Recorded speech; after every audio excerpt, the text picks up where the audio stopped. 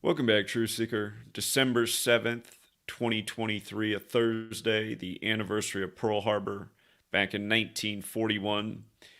And of course, Pearl Harbor very much related to World War II, just like the Holocaust. And lately, with what's going on in Israel, the news comparing the Holocaust to what happened on October 7th, reportedly from an attack by Hamas. But now here we are, December 7th, approaching the end of the calendar year, around a lot of spiritual holidays for different faiths. And CNN, they've been running with this all day. If you've turned on their news network, it's the cover right now. It's been the story all day about how a lot of Jews do not feel safe this Hanukkah, so they're going to be more private about their religion. For example, not having the Hanukkah or the menorah in the window and just having it in a private place where they can observe it rather than the neighbors as well. And of course, these are parallels to places like Nazi Germany, right, where you had to hide that you were Jewish because you were living in fear. And in light of it being 2023, recall when Donald Trump took office, the United States, in its news cycle, two big stories that were going on at that same time is George Orwell's 1984 had suddenly become a top seller, the best-selling book on Amazon. If you never read George Orwell's 1984, you really should. And then also Trump was supposedly going around with Mein Kampf, which is Hitler's infamous text. And if you look into who helped write that book, shout out to Neo the Hacker, it was a Jesuit priest, of course. And just recently, the New York Times revealed that in the Vatican vault, there was proof all along, a letter from a Jesuit priest to the Pope that showed that the Pope did have awareness of what was going on with the Holocaust and Jews. Anyhow, this video, we're going to get to this story right here about, again, as they emphasize it, my feelings have changed about Hanukkah from the perspective of a 75-year-old Jewish woman. They have to tell you she's that old, just like how Israel as a nation is 75 years old right now.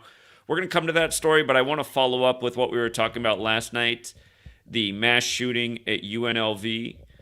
And recall last night we were saying it was interesting that we'd already written the post about the shooting before they put out the age of the shooter or his name. And if you're new here, gematria, the practice of coding numbers into words, comes from Kabbalah, where the term the Cabal comes from, like the secret political faction. But anyhow, we were pointing out how the shooting was 67 days before the upcoming Super Bowl in Las Vegas, and the mass shooting was in Las Vegas last night, University of Nevada, Las Vegas. 67 days before the Super Bowl. This number connected to ritual sacrifice again and again. In Gematria, blood sacrifice equals 67, as does human sacrifice. Words like satanic and killer equal 67. And we were again just saying, look, that pattern's even here. And so often when a city will have a big championship, there's a lot of death connected to it or destruction. You know, from Katrina and the Saints to, New York and the championships around the time of 9/11 to Houston recently getting wasted by Harvey and then Houston winning the World Series. But anyhow, last night after identifying the 67 pattern with the shooting being 67 days before the Super Bowl, they put out that the shooter was a career professor who was 67 years old. And then later they updated it. At first they just put out the age. Then later the story was updated that his name was Anthony Polito, which in Gematria is 67. And again, for how these rituals could be possible, there's multiple potential explanations, and I'm not close enough to any of this to know for sure. But use your imagination a bit. One possible way is that the stories are just being contrived. They're just being made up, and nobody knows any better because we live in a world full of millions of people, and hardly anyone knows their neighbor these days. That's one way it's possible. CNN, the first interview they had on about the mass shooting, if you go watch the footage, it was a young man, and he was certain that it wasn't gunfire because he said the sound wasn't right. He said they were loud bangs, but they weren't like guns. He said, I'm familiar with guns, and And so I was like, how did CNN get him on as the first guest, or is that part of like the thing too, just to like put the truth out there? But that's one possible explanation. That just like how they've shown before in years past in CNN broadcasts, if you guys have not seen this, CNN's revealed some major things about the way news could be contrived over the years if you just watch their regular broadcasts. They've done episodes on how police do active shooter drills in public places unannounced to get a very realistic simulation. And they hire crisis actors and people who are meant to play the parts of the shooters and the villains. And it's like CNN is showing these broadcasts alongside the news of the latest active shooter mass slaughter, an opportunity for politicians to go on TV and say why we need to undermine the rights and the liberties that were given to Americans to protect themselves from tyranny. But anyhow, another explanation is that these shootings are real and people are being killed in ritual sacrifice fashion. And the killers are something that have been alluded to in a number of Hollywood and TV productions over several decades now, from Manchurian Candidate to a number of these other movies. Again, the recent remake of Utopia, where the government is raising people to be mass shooters, shows a scene where they call one of their older people that they've raised, and he's a normal working man with a family, and he gets some weird message through a phone, and it activates something in his mind, and he becomes an instant mass murdering psychopath. Is that going on? Again, what we're demonstrating about the way that the rituals, because these are rituals. This is a ritual what happened at UNLV yesterday. Make no mistake about this. This is a ritual.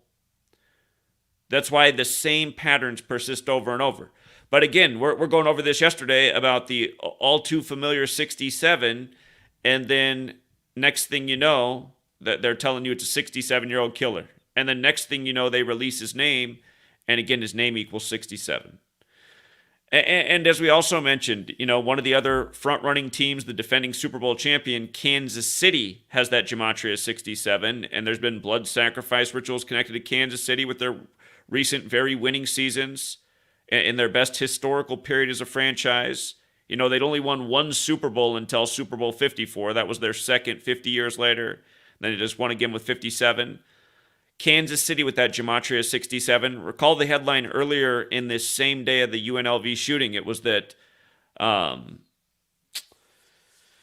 Taylor Swift was Time's Person of the Year. And then a big part of the story was her relationship with Travis Kelce of the Kansas City Chiefs, where Kansas City also has that Gematria 67. Again, year after year, high ritual, destruction, mass murder, the loss of a big-time celebrity connected to a city. You just see this stuff over and over when places are hosting championships, when their teams are in the championship. And the other thing I got to point out about this man's name is how close is his surname to police? P-O-L-I. Those are the first four letters of police. For anyone who says, like, how could this stuff even happen, though? Like, how could their government get their hands on somebody and turn them into a Manchurian candidate? Here, again, I don't have all the answers, but from life experience, like if I had to come up with an answer from what I know in my life experience, I worked at a group home in the Seattle area, and from like about the end of 2006 until maybe 2008, still helping out there. And the thing that amazed me is hardly any children were adopted. They'd go up through the tiers of what the government has in place and the things they have subsidized for children who don't have parents for one reason or another. Some are incarcerated, some are dead. Some of these children can't exist in group homes, in foster care. But working at this group home, something interesting that I noticed is children were very rarely adopted, but whenever they were adopted from this place, it was always somewhere to the northeast. And I think, well, a lot of the world's or the U.S.'s population does live in that part, but man, you'd think somebody from the area, from the West Coast, would adopt these children. And again, it was just always to that region of the country, always to the Connecticut, New York, Virginia, around there. And the thing about these children is they already have like severe behavioral problems. They're very angry people, and because of the trauma they've been through. And maybe not every child in the group home, not to stereotype, but the ones that come in there that don't really belong there but are there because of circumstance, they end up picking up these behaviors because they live around it. It's just it's a bad place for children to be. It's tragic that so many children have to live in a group home situation. And anyhow, I would just always wonder about these adoptions. And then I think like how they're already in the government state system.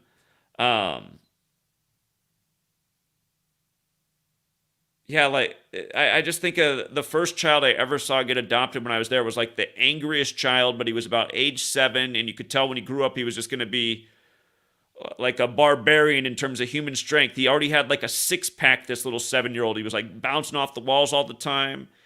Just little, strong, muscular kid. You could tell he's gonna. But anyway, that's why I look back and I'm like, God, what if these kids were being like recruited for some kind of program like this? And it's entirely possible because there's across the nation there's millions of people in this system, and again the cabal, they might really plan these things out. Okay, Anthony Polito, he's got the name, he's got the numbers. He would just fit in so nicely with what we got planned and lined up here for the year 2023, December 6th at UNLV. Again, the other thing about this 67 with this shooting at UNLV is it just turned 66 years old in September. The campus, UNLV, turned 66 years old. When you turn 66, that is when you begin your 67th year of life. So that's the one other thing about the 67 here. And I was going to say, really, to me, the solution to stop these mass shootings is to stop the media that we have and to stop the federal government that we have. And for anyone who thinks that's impossible, again, you have to think from a perspective of like, could we do that? How could we do that? Well, there are hundreds of millions of us, and, in terms of the authority and structure that's in place to hold us where we are, I mean, there's probably millions of people combined in police and military across the country too, but there's not 350 million people. So there's way more people who are being oppressed and lied to by this system. And again, this is what they're doing to the world. They're making everybody live in fear. All faiths, all religions. And then through all the stories, it makes you have prejudices and biases against this group. And again, we allow ourselves to be played for fools by this media we have that does no real investigative journalism. That anytime something war-related comes around, all the network bickering stops and everybody just gets on the same path to march us into the next war. And here, with regards to transitioning to this story right here about the Jewish woman who's going to hide her menorah this year in New York. She doesn't feel safe if people realize she's Jewish. We're going to get to why the article has to tell you right away that she's 75 years old. But look at what CNN has emphasized on their cover page right now for the headline. My feelings have changed about Hanukkah. And again, they've been running this all day as a story and a breaking news and a subtitle on the screen. They just keep showing it over and over. The feelings have changed about Hanukkah. Now look at the gematria of this phrase. My feelings have changed about Hanukkah. Exactly what's in the headline, 147. Remember what we showed day 1 of this war in Israel, October 7th? We talked about why it mattered that it was the 147th day of Israel's age when you measure from May 14th, the day it was established in 48. Again, in the Bible, Jacob, who becomes Israel, dies at age 147. So, again, what are the odds that that would be the headline and its numerical value? Now, the other thing is its age. The nation is 75 years old, and we've been talking about Israel and 75 and what might happen when it turns 75 for a long time, because we know what was written in the New York Times on October 6, 1943. 33 years to the day of the start of the Yom Kippur War. And just a day before the anniversary of that article, October 6, 1940, as we'll get to why it matters so much. Again, the 83rd anniversary of that article was the day before this war jumped off in Israel. And the 83rd anniversary matters because 83 is the 23rd prime. Here we are at the end of 2023. And Gematria, Judaism equals 23, but anti-Semitism equals 83, the 23rd prime. And they're saying since this war began, anti-Semitism has shot up to crazy levels not seen since, World War times. And they're calling this Israel's 9/11. And if you'll recall, George W. Bush would claim, I forget, 60-some nations were helping us fight the war on terror in the Middle East. So it was so how isn't this a world war then if all these nations of the world are helping participate? But again, the 21st century, it's been nonstop division between the Abrahamic religions, nonstop fear-mongering, and nonstop ritualism. Again, a national emergency for the U.S. on 9/11, 911. Again, made the national emergency dialing code was 911 in 1968, the same year World Trade Center construction began in New York. Remember who helped build that firm?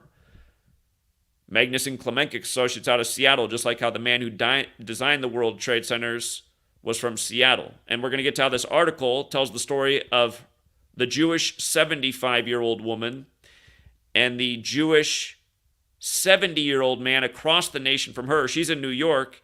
The other man in the article is from Seattle. And we're always talking about New York and Seattle, like Event 201 simulated in New York, first confirmed case in the world outside of China in Seattle in Bill Gates' backyard. But anyway, look at this. The article from CNN begins, Jean Joachim's menorah. It's probably Jean Joachim's menorah. Apologies to all the Jeans of the world.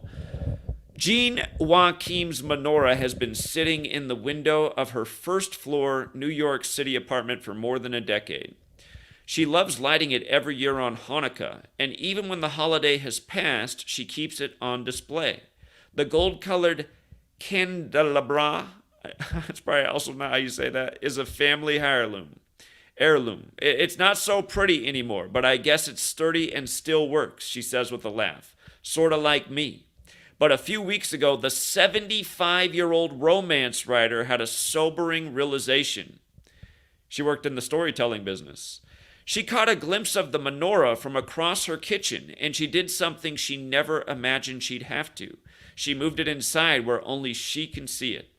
So again, Israel's 75 years old right now. In Gematria, which is a Jewish practice, again coming from Kabbalah, Kabbalah's Book of Formation opening page says God created the world with numbers, letters, and words. The Illuminati, founded by the Jesuit Adam Weishaupt. Again, the Jesuits responsible for, no doubt, the English language and the calendar all being synced up for this ritualism, as we always get to in case you're new here. It's a lot to catch up on, but just watch past videos. Go into it in great detail all the time. Anyhow, Hanukkah, 75 in Gematria, just like hostage, like they've been putting this number all over the hostage rituals. Again, while Israel's 75, and Israel's birthday, May 14th, 48, meaning it turns 75 this year in 2023. Now remember this headline from the New York Times. This woman's in New York. New World Order pledged to Jews. Arthur Greenwood, a British war cabinet, sends message of assurance. Here, righting of wrongs seen. An English rabbi delivers to Dr. SSY's new statement on question after war. They definitely did headlines a lot different back then, but New World Order pledged to Jews, right at the top. And that date, October 6, 1940, 10 plus 6 plus 19 plus 40, 75. Just like how in Gematria, New World Order is 75, like order out of chaos, like Ignatius of Loyola, who's the first superior general of the Jesuits. And remember, Arturo Sosa, the current superior general of the Jesuits, Arturo Sosa, he just turned 75. Roman Catholic 75, like Catholic Church, like Adam Weishaupt, who was the Jesuit who founded the Illuminati. Again, just think about it. These people flaunt the numbers every day. We've been educating about it for a long time. They've been doing it to us for all of our lives. As we go to 13 years of public school, learning about 13 colonies that grew the freest nation where we pledged to the 13 stripes. And somehow in all those years, they never have us think about the significance of number and ritual. And they never teach us about the secret societies that were so prominent amongst the founding fathers. Like, how could that be left out? Then the Scottish Rite Temple in D.C. has the unfinished pyramid with 13 layers of bricks like it's on the money. So anyhow, some other things that are interesting about this woman, her name. If you're new here, there are 4 base ciphers, the alphabetic order, the reverse alphabetic order, in both ways with numerology. I want you to notice how her name, Jean Joachim, is 44 and 64, and look at Israel, 44 and 64. And you see how Israel's 28? Her name is also 208, same key digits. Jean Joachim is also 89, which is the 24th prime number. And today, December 7th, the day that this is CNN's big thing, it's the day leaving 24 days left in the year. 89 is important too because the word religion is 89. This has to do with religion. She's afraid of what people will do to her if they see what religion she's a member of. And remember, like the gospel, the story of Jesus, and Jesus was Jewish. The story of the gospel, it's 89 chapters long. And what's interesting is 89 is also the 11th Fibonacci number, and Jesus is 11. You see how Jesus is 11? You see how Jew is 11? You see how Jesus, again, is 74 and 34? Look at Jewish, 74 and 34. Look at menorah, 74 and 34, right? It's not an accident. Cross is also like that. Cross is 74 and 34. And then the big division in Christianity and Jews is a lot of Christians hold Jews accountable for the murder of Jesus, who was a Jew. So then they don't like Jews for killing Jesus the Jew. And like, if you really just take a minute to think about it, you're like, wait a minute. You shouldn't be all the way in on either side of this. You should see that there's 2 sides to this. How can you hate Jews when Jesus was a Jew? But also, you see where the problem comes from is... So that's essentially the division between Christianity and Judaism. Jews say they're waiting for the Messiah to arrive. Christians are essentially Jews who said Jesus is the Messiah returned, and this is now the new way, what Jesus taught, and the people who witnessed the life of Jesus, what they had to say and write. And again, if you guys are new here, I'm going to make another point about 74. Remember, Israel was 74 to start this year, turned 75 in May. Netanyahu just turned 74 on October 21st. The Gaza Strip is 74 years old right now. So the 75 is important in terms of the New World Order and what the New York Times pledged all those years ago, going back through the history of the Jesuits in the church. But the 74 is also very important because, again, Jewish is 74, occult is 74. Think about this. Gematria is the practice of coding numbers into words 74, like English is 74. Masonic is 74, and Masonry is known as Judaism for the Gentile because its teachings are in the Old Testament, which is the Jewish section of the Bible. And, you know, in this, or people who observe the Gregorian calendar, the 74th day of the year is to remember the killing of Caesar. The Ides of March killing is 74, like stabbing is 74. Again, Caesar was stabbed to death. The Ides, beware the Ides. This year on Netanyahu's 74th birthday, the woman was stabbed to death in Detroit, Jewish woman who's connected to the Jewish Attorney General, who said that there will be a change of gun laws in Michigan in the time she's there, made some kind of political pledge in the wake of the Oxford shooting. You can go back and see that work from that time. But yeah, this 74 number, it's huge. And it's also coded into menorah, which comes out at the holiday time, right? And holidays 74, and then the Jews are celebrating Hanukkah, and the Christians are celebrating Jesus. And again, that's because of the Catholic Church. And remember, I mean, one of the most, like to me, one of the most important things to teach somebody if they're religious and into this or into these religions, just get them to think about this example right here. The Catholic Church began the celebration of the sun in the sky in the year 274 AD on the day December 25th, 1225. And then 46 years later, they began celebrating Jesus' birthday on 1225. And the reason it matters that it's in the year 320 that Jesus' birthday was declared 1225 by the Catholic Church 46 years later. Again, let's go back to why this matters, how perfect this all is. Okay, so 274 AD, sun in the sky on 1225. 320 AD, Jesus on 1225. The Jesuit motto, Isus Hominum Salvator, is 274, as we just had up. Roman Catholic Church is 320, like the year 320 AD. And the 46 years later matters because Catholic is 46.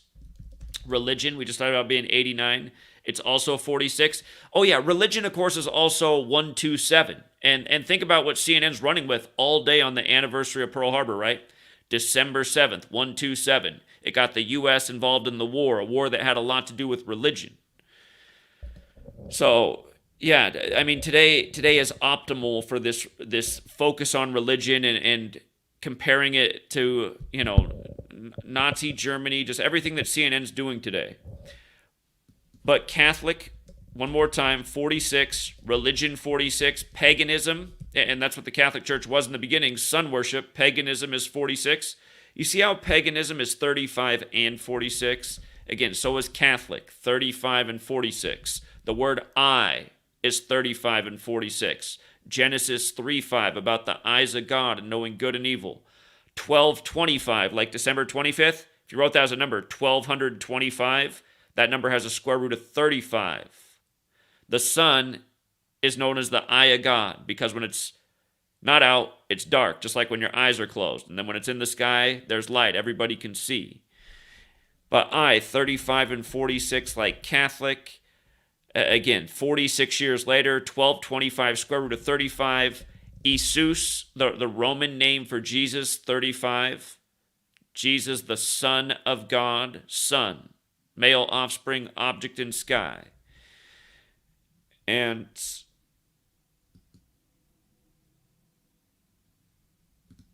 yeah, so anyway.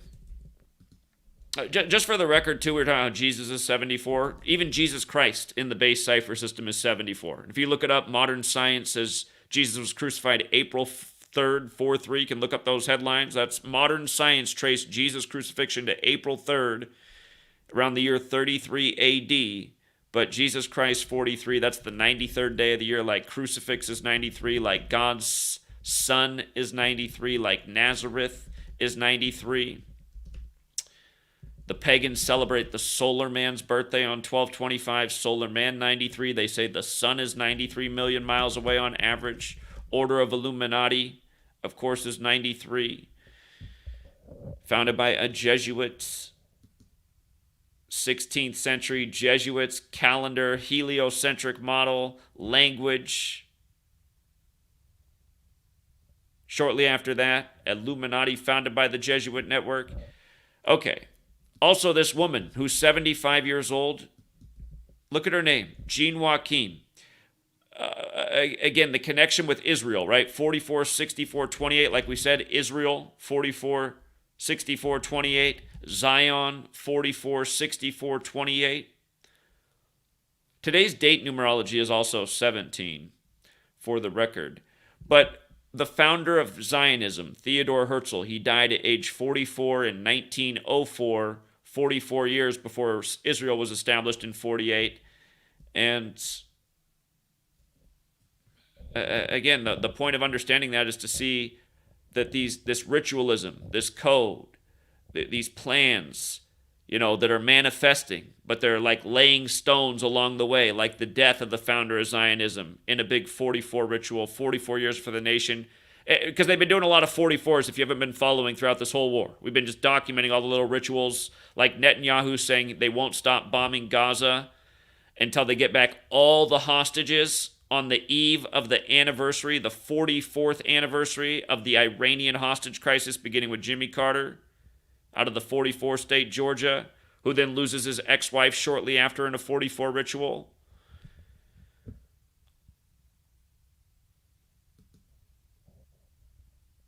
So, yeah, again, the solution for this is, I mean, imagine we don't have television and screens and radio and all this stuff telling us what to believe and think all the time, and then telling us if we don't believe the stories they're telling them that we're bad people. Imagine we don't have that in the world, and instead we have a world where our focus is rather than being on screens and what the authorities want to tell us for the day, our focus is on our community and what's going on in our community and how we're doing with the people in our community and having community. You know what I mean? And we're all just taking care of our area of the world, and everyone's allowed to focus on, helping out the area and place that they are in. That's the way humanity used to be. And that's why once upon a time you went to different parts of the world, there was different culture, beliefs, food, and the world's just becoming more homogenous. And it's like, it's being done one day at a time. And yeah, what is left of the groups, it's just, it's this.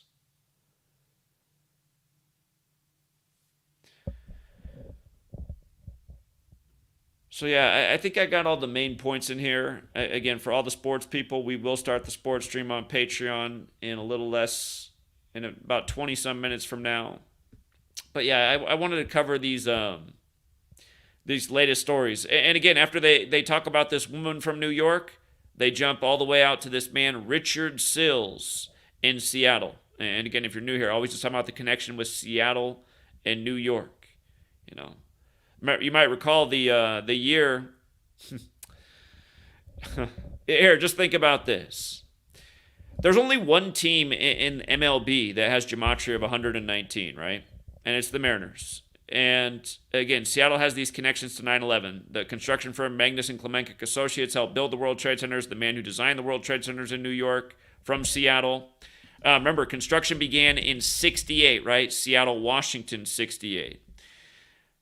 Actually, Seattle, Washington, also 94. Like the World Trade Centers opened on the 94th day of 73, and Terror's 94 and 68. But what I wanted to go back to is, again, Mariners 119.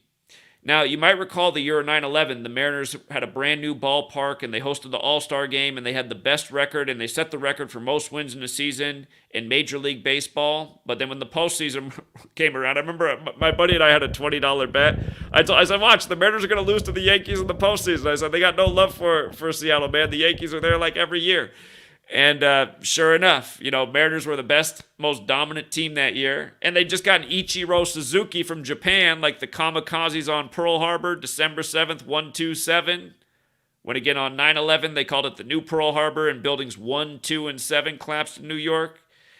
But again, Ichiro Suzuki, the Japanese sensation that year. Mariners just couldn't stop, winning games. They hosted the All-Star game. Then 9/11 happened. So this year, the Mariners host the All-Star game in 2023 for the first time since that 9/11 season. And then Israel has its 9/11. And remember, this year, it was the 119th World Series. And go look at that Diamondbacks team. It'll blow your mind how many of their stars and key people on the team have connections to Seattle. But, and after 9/11, of course, Arizona was in the World Series against New York. And this year, Arizona was in the World Series for the first time since 9/11. But remember, at this year's World Series, the 119th, George W. Bush threw out the first pitch, and then the 119th World Series ended on his 119th day of his age. Just like how 9/11 happened when he was president, and the majority of the world writes that date 11/9 like 119. And again, Genesis 11:9. Biblical, Genesis 11:9, where the story ends about the Tower of Babel, the tower that divides the people of the world. So, yeah, this Richard Sills, just the name they encode for him, Gematria of 84, like the Jesuit order, like the Catholic Church, like Jesuit, like Zionism, like Masonry, like United States of America, like Sunday. And recall, Netanyahu declared the war the day after the attack on Sunday, October 8th, the day leaving 84 days left in the year, going back to George Orwell in 1984. And again, if you've never read 1984, it's about a society of people who are ruled over by screens. And the authorities use fear and punishment to control the people. And the people are well programmed and just marching along to the tyranny, and the wars just go on needlessly, at least the wars that are on the screens. You guys look at, they're talking about dishing out another 110 billion at the U.S. taxpayer expense for Israel and Ukraine right now. Another 110 billion. When, I mean, how many communities in the U.S. have seemingly seen nothing? that could have used it for just decades. Imagine like certain neighborhoods in America where opportunity is so low. There's just so little investment. There's so much crime. There's places like that in America. And they haven't gotten anywhere near, I mean, they haven't even got $1 billion, not even close to $1 billion in intervention in all these decades they've been struggling, man. But they're going to come up with another 110 billion for Israel and Ukraine. That's what they're working on right now.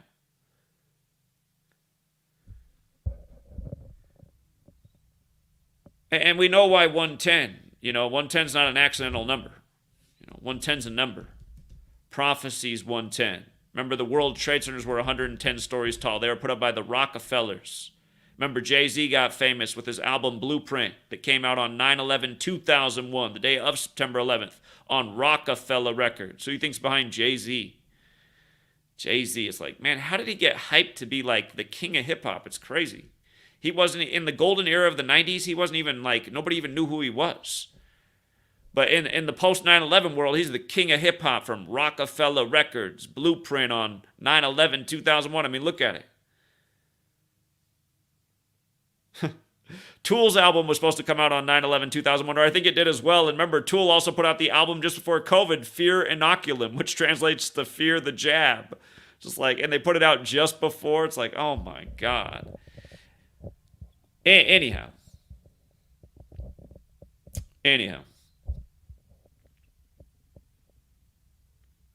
Look at the gematria of these words. Lucifer, killing, and this isn't meant to be anti-Semitic or a diss at Jews. Again, it's just a point about what was encoded in the language. And you start talking to Christians, a lot of them that do not like Jews, they'll say, well, the Jews' Messiah is Lucifer. They don't even know about gematria. It's just what they've learned from the sermons they've heard and the opinions of others. And the holy books, the way we have them, they are written to cause all kinds of speculation and confusion and division of thoughts.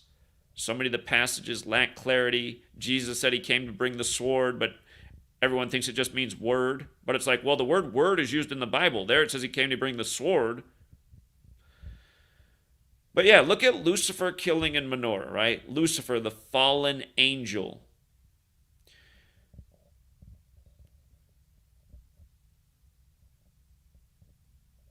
If you're new here, these numbers 74, 38, 115, they show up around death all the time. The unlucky celebs in the bathtub. Look into Jim Morrison's death and the girlfriend who found him in her death, and look into how they did the numbers 74 and 115. It's so blatant. And then the most recent bathtub death, I think, was the brother of the Backstreet Boy, who also had a little of his own music career, and he was found dead in the bathtub on November 5th, wasn't he? Nick Carter, November 5th, is that right? Do I got it right? Or it's Aaron Carter. It was Aaron Carter. I got the names backwards. I definitely don't know the Backstreet Boys like the girls who grew up in my era, man. Ooh. It was actually like the girls who were a year or two younger than me, man. They were really into Backstreet Boys and NSYNC. That's where Justin Timberlake came up with the NSYNC. Anyway, Aaron Charles Carter. Oh man, today is his birthday anniversary too. R.I.P. But yeah, it was 11/5 on his death. And you just have no idea if you're new here how often these patterns show up in death and killing. It's crazy. And bathtub drownings and just drownings, period. Remember what happened to the 74th pick of the draft? This year you had Ryan Mallett drown, 74th pick of the draft, And then Ryan Siu of the band, was it Polestar, died 74 days before their new album came out, which the article was sure to let you know. They didn't count the 74 days, but they said the release date of the band or the new album from his death, and we just measured it like, oh, look at that, 74 days. Like Killing, like Slipknot has the song Gematria, the Killing name. And then Wheel of Fortune, which is a tarot card, is also 74. And that same day that both the Ryans died, Ryan Siu of the band and Ryan Mallett of the NFL, Ryan Seacrest got a huge new multi-million-dollar contract to be the new host of Wheel of Fortune, which is 74, just like tarot. So, and again, with all regards to all roads lead to Rome, Romans got that 74. Holy Roman Empire's got that 74. It's also got that 218, and they say it folded on the 218th day of 1806, which was August 6th. But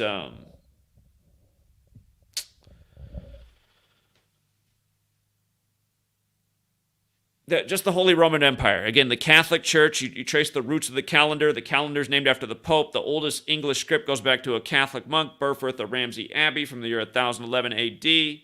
And tarot cards. The oldest remaining tarot deck, it also traces back to Italy.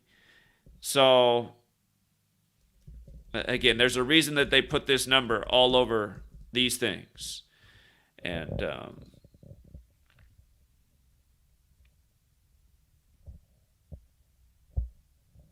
yeah, there's a reason they come up all the time, as we've been pointing out so redundantly.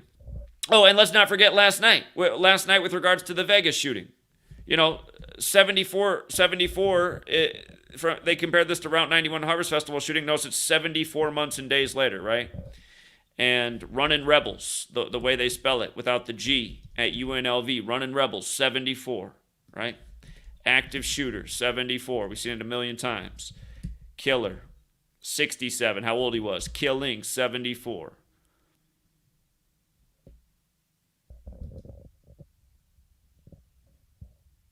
And essentially, I mean, you start thinking about all these stories, how they control us.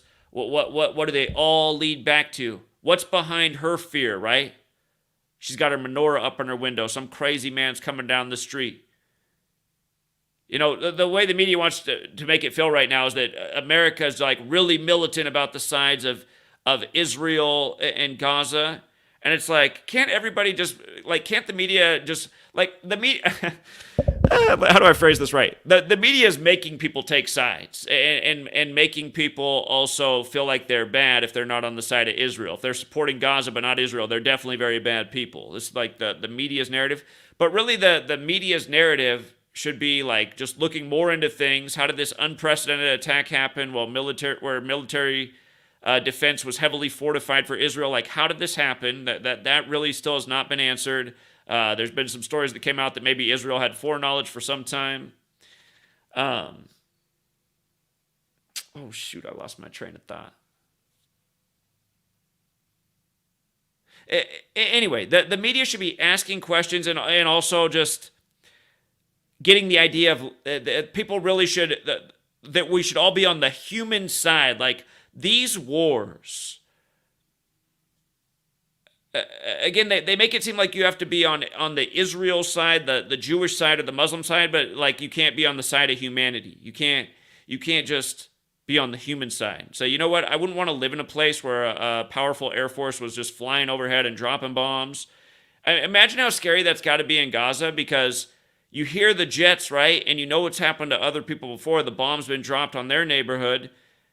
I'm sure every time you hear the jet coming over, and if you've ever had a military jet fly over, it's very loud. I grew up in Portland, Oregon. There's a military base there, just like there are a lot of cities, man. Those jets are loud, flying over the river. But, yeah, just imagine how that would be. Just thinking like, oh, could this be the time? Could this be the time? Every time you hear that, you might be thinking that could be your time. I mean, is that not terrorism? To live in fear like that this could be the second you're going to die. This can be the second you're going to blow up. Your apartment building is going to become the next thing to be part of the rubble landscape of the Gaza Strip. But yeah, it's not like if it's true that Hamas got through and slaughtered a whole bunch of people at a concert, it really a move that would not make any sense on their part. It's like, well, What kind of target is that? So your whole objective was just to provoke the world against you and make the whole world get on the side of the Israel media campaign that you should be bombed into oblivion and wiped off the face of the earth? I mean, that's how it feels, especially if you watch Fox News. But yeah, again, just imagine that the screens weren't on. If there was never a screen in your life, like, do you think you would have ever heard about 9/11? You think 9/11 would have been a thing that made people give up their rights and liberty? Go, oh yeah, sure. It's okay if a big brother just collects all my data and information and the telecom company that I pay the bill to every month. Sure. I don't think everybody would just march along like that if they didn't have the screens and the nonstop fear mongering. So, and the point we've been making is, I mean, it seems pretty obvious that the screens is purposely chosen stories to persuade people into the path of agendas that really aren't good for them. And we've seen in the last decade plus how big tech has been censoring opinions going against mainstream media and calling it misinformation, when really it's the mainstream media that's continuously wrong. You know, that's the thing that I find amazing right now. On Fox News, I'll hear a guy get on. Here, I'm going to make this my last point. I'll hear a guy get on there, and I've heard several people do similar things. They get on and they compare what happened in Israel to 9/11. Oh, look, they just changed the photo. So this is the scene of now the sexual violence that also happened on October 7th. It's like, okay, that story is the basis and the proof that this happened. Shoot, I lost my train of thought when it switched up again. Sorry, guys.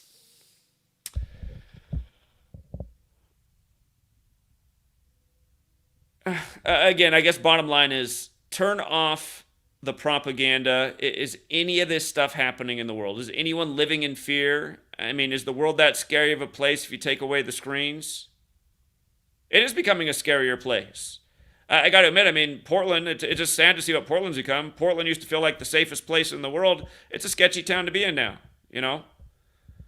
And it's by design. It's because the authorities have allowed certain things to happen and they've provoked it. Like in Seattle and Portland, they've made it seem like a good, acceptable idea to become part of Antifa and make mayhem on the streets, and the police are told to stand down to it, you know? And everything else going on. Turning everyone into drug addicts. So many people just on the street because they became drug addicts overnight because of what's out there. 1968, when fentanyl was approved, when coronavirus was coined, when 911 became the code, when World Trade Center when World Trade Center construction began in New York. We invade Afghanistan on October 7th, after 9/11. Then they call it Israel's 9/11, and it starts on October 7th. Hold on, all right, I got to show you guys one last thing. Nightfall lead actor. Let me see if it comes up. I think his name is Tom Cullen. I think that's the right guy. Yeah, this guy right here. This guy, Tom Cullen. So, Nightfall, you guys. It's about the Knights Templar and their demise and how they ended up getting burned at the stake by the King of France. And once upon a time, it was a King of France who funded them and made them the powerful military order that they were and still have the legacy of. The world's first bankers, the Templars. Anyhow, this actor Tom Cullen plays the main character in the show Nightfall, about the fall of the Knights Templar. He doesn't play the leader of the Templars, but he plays the main character. And I don't know if it's a part of lost history, but he's sleeping with the king's wife, and when the king gets his wind, that's when he wants to kill the Templars. And that's not really part of any real Templar history that I know of. But that's what the story is in the show. Anyway, the reason I'm showing this is this guy's birthday, Tom Cullen. Look at what year he's born in. Born in 85, right? He's born in 85. Remember, Templar is 85. October 7th is the day leaving 85 days left in the year. Isus Hominum Salvator, the Jesuit motto. Earlier we talked about the 274. Notice the 85 as well. The Jesuit logo is the Templar cross with the letters IHS for Isus Hominum Salvator. It's also 266 in reverse. Like, again, Pope Francis is the 266th Pope, the first publicly Jesuit, and also 122, like Pope Francis is 122. Um, but this guy, born in 85, his birthday, July 17th. A lot of big rituals go down on July 17th. And remember, the Jesuit Order's 177, like New World Order. Anyhow, what I just caught wind of is Jesuit run HBO. They had him play the character Guy Fawkes in a show on called Gunpowder, about the gunpowder plot to blow up British Parliament. November 5th. Remember the 5th of November, 1605. So I thought, okay, wow, they have this guy in this prominent Templar role and playing Guy Fawkes. And it's a 3-part series on HBO if you ever watch it. They re-engineer the history. In the history of this, a Jesuit priest is trying to stop Guy Fawkes, who's just some proud Catholic who lost his wife. He's got a chip on his shoulder. But it's a revisionist history. Everyone knows it's a Jesuit plot to blow up British Parliament. HBO's retelling is just a fairy tale. It's like, come on, man. And it's the Jesuit priest who's the hero. It's like, oh, come on. That's why everything in this world, I mean, they're just lying to us. And then the entertainment about history that's based on true events is just totally bent and twisted and not even right. And then left and right, HBO's killing their former actors in these Jesuit sacrifice rituals. It's gross, but I couldn't believe that they got that same actor. I talked about this years ago when I became aware of the show Nightfall and this actor from 85 and his 17/7 birthday.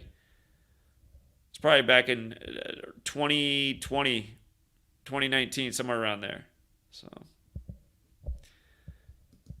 but you pay attention, Hollywood, they'll put actors in similar types of roles, related roles, if you're paying attention. If you're not paying attention, you won't see the relevance, but that's no accident. Okay, we'll leave it there for now, True Seeker. And again, thank you to everyone who hits the like and the share. And until next time.